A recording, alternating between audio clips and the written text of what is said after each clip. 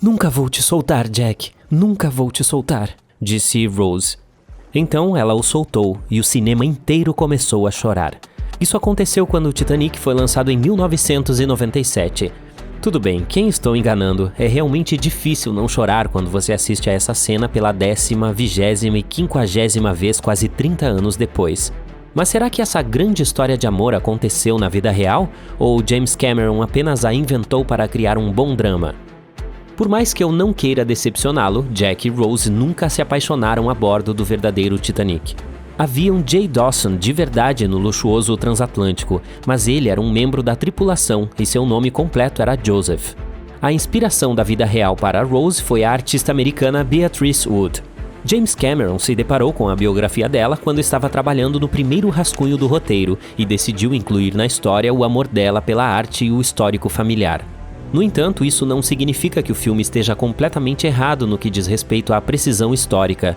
O navio inafundável que afundou partiu de Southampton, na Inglaterra, com destino a Nova York, e estava a 650 quilômetros ao sul de Terra Nova, em 14 de abril, quando os membros da tripulação notaram o iceberg. O contato com ele durou 37 segundos, exatamente o mesmo tempo que dura a cena correspondente no filme. Você se lembra de Thomas Andrews, que andava para lá e para cá com um pequeno caderno e um lápis? Ele era o verdadeiro projetista do navio. Andrews era bastante talentoso no que fazia e havia trabalhado em muitos projetos bem-sucedidos antes do Titanic. Normalmente ele viajava nos navios que projetava durante a viagem inaugural para se certificar de que tudo estava correndo bem. Ele embarcou no Titanic como um dos passageiros da primeira classe e fazia anotações o tempo todo. Após o infeliz encontro com um iceberg, Andrews foi visto inspecionando as partes inundadas do navio com o capitão Smith. De acordo com sua triste previsão, o Titanic teria afundado em cerca de 2 horas. Um dos comissários de bordo afirmou ter visto Thomas Andrews momentos antes do naufrágio.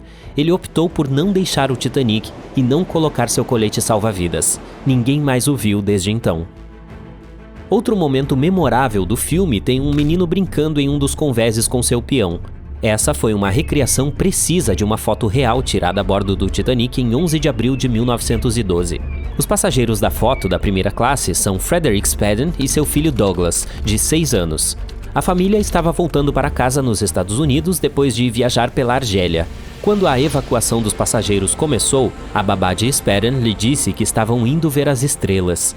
Dizem que ele conseguiu dormir durante todo o drama e acordou são e salvo em um bote salva-vidas na manhã seguinte.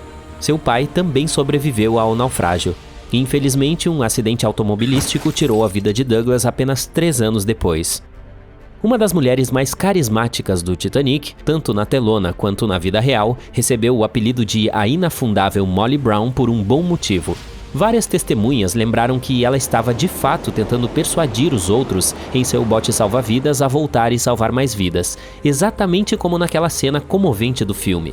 Quando o Carpathia foi resgatar os passageiros sobreviventes do Titanic, Margaret Brown estava ajudando os sobreviventes da classe econômica e envolveu seus companheiros da primeira classe no processo.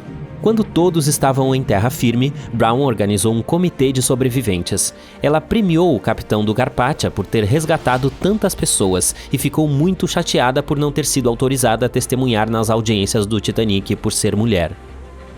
Você não verá nenhuma fumaça acima da 4ª chaminé do navio no filme. Não se trata de um erro técnico. O Titanic, de fato, tinha essa chaminé apenas para dar uma aparência mais impressionante e não precisava realmente dela. Em 1911, o ano anterior à partida da embarcação, os navios de grande porte navegavam em sua maioria com 4 chaminés. Eles precisavam delas para extrair o calor e a fumaça de suas enormes caldeiras. O Titanic era uma verdadeira joia da engenharia que só precisava de 3 chaminés para funcionar. Portanto, a 4ª foi adicionada para equilibrar. Eles achavam que o público ficaria desapontado ao ver apenas 3 chaminés no maior navio de todos os tempos. O filme teve um orçamento impressionante de 200 milhões de dólares, mas mesmo esse valor não foi suficiente para cobrir todos os custos possíveis. Cameron sabia que precisava economizar, então construiu a réplica do transatlântico somente a este bordo, ou seja, do lado direito. Esse lado foi escolhido para que as coisas parecessem mais realistas.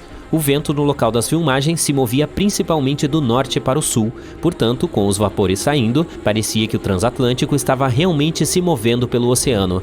Mas se você se lembrar de uma das primeiras cenas com o Titanic partindo de Southampton e as pessoas acenando, entenderá por que a equipe de filmagem teve problemas com isso.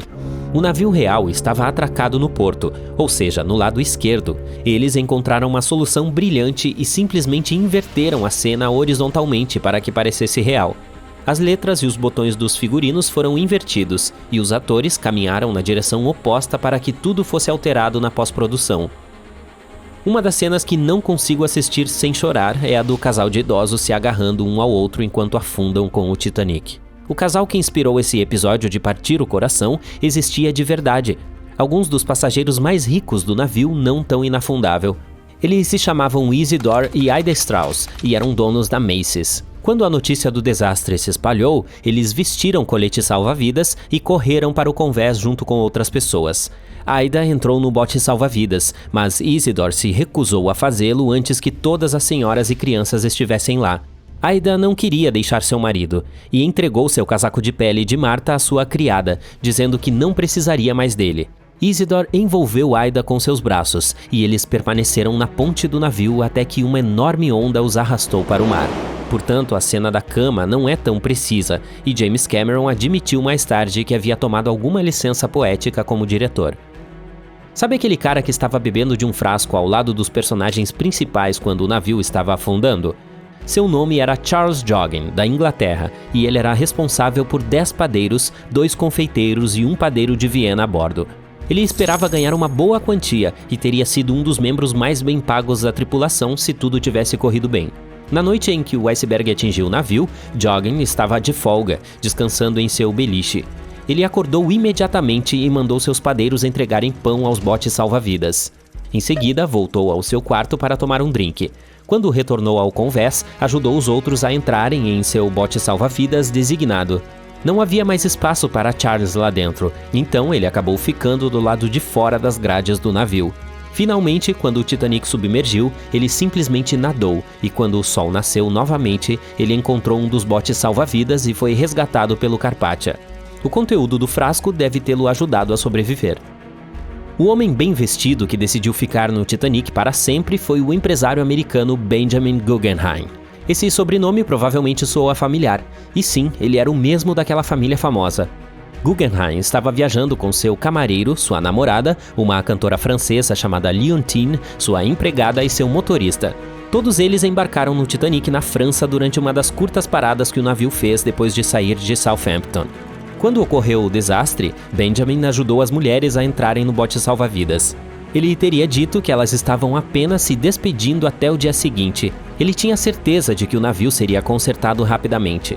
Depois de ajudar muitas mulheres e jovens a entrar nos botes, Guggenheim optou por não brigar pelos assentos restantes. Ele e seu camareiro voltaram do convés para sua suíte de primeira classe e vestiram seus melhores ternos para descer como cavalheiros.